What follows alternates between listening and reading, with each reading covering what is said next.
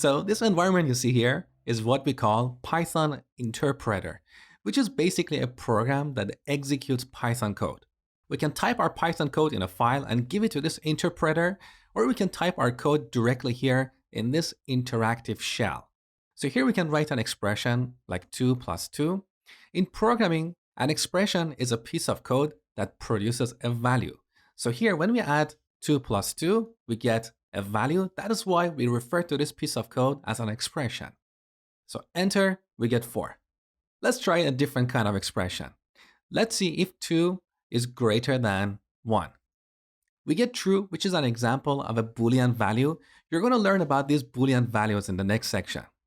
Now, what if we type 2 is greater than 5? Enter, we get false. So in programming, we have true and false, which are similar to yes and no in English.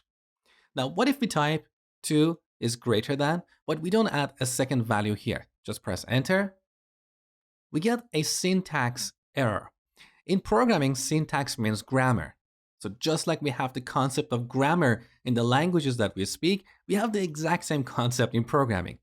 If we write a sentence that is not grammatically correct, chances are some people may not understand that sentence. So in this example, we have this expression which is incomplete. It doesn't have the right grammar or syntax.